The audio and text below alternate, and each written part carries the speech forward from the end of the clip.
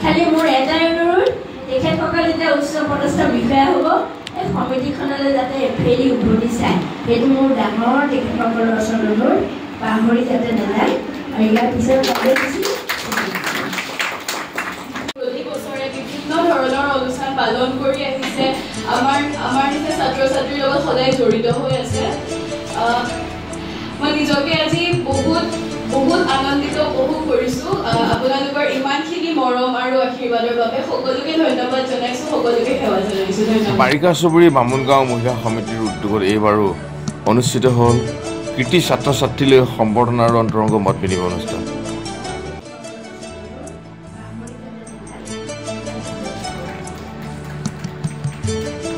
সমাজকৰ্মী লেখিকা বিভাৰণী শৰ্মাই আঁত ধৰা গাম্ভীৰ্যবশৰ অনুষ্ঠানটিত উদ্দেশ্য ব্যাখ্যা কৰে সম্পাদিকা চীনা ডেকাই অনুষ্ঠানত বিশিষ্ট অতিথি হিচাপে উপস্থিত থাকে সুচিকিৎসক ডাক্তৰ সুনন্দ কাকতি উষাপুৰ গাঁও পঞ্চায়তৰ সদস্যা শ্ৰী মধুৰ স্মৃতি বিষয়া আৰু নিৰ্দিষ্ট বক্তা স্বৰূপ তথা বিশিষ্ট কবি অনুপ অসমীয়া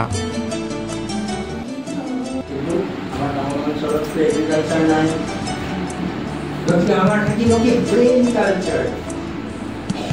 আমি সকলোৱে কি কৰিম ব্ৰেইন কালচাৰ কৰিম কিন্তু যিটো কালচাৰত আমি আনন্দ পাম এইটোৱে কৃষ্ণ কালচাৰ বোম ফুটিলে মানুহ মৰিলে ভাল লাগিব কেতিয়াও ভাল নালাগিব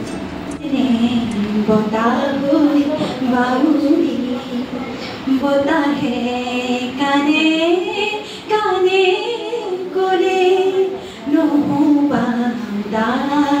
অভিমানী খৰা পাতে পাতে ফাগুন নামে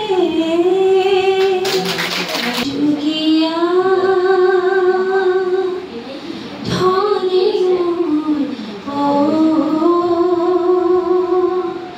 জ্যোতি যুগীয়া জ্যোতি যুগীয়া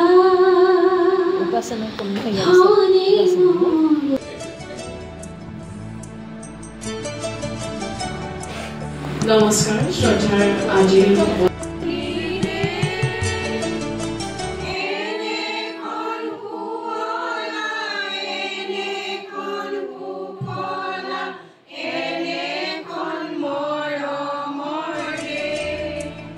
এগৰাকী আই মাতৃয়ে ৮২ বছৰ বয়সত নিজৰ স্বাভিমানৰ কথা কৈছে আৰু জীৱনটোৰ দাবীৰ কথা কৈছে সঁচাকৈ জীৱনত দাবী থাকিবলৈ হ'লে বহুতখিনি কথা জানিব লাগিব তেওঁ নিৰ্ধাৰণ কৰিছে পুৰুষৰ প্ৰথম খোজটোৰ মুহূৰ্তত চোতাল সজাৰ কথাটো কৈছে কিমান দাবীৰ জীৱনটোত আমি এই দাবীৰ বাবে আমি ইয়াত উপস্থিত আছোঁ এই দাবীটোৰ কাৰণে জীৱনৰ দাবী আৰু লক্ষ্যৰ কাৰণে আমি ইয়াত উপস্থিত হৈছোঁ ইমানেই কাম কৰিব আছে ছাত্ৰ ছাত্ৰীসকলেও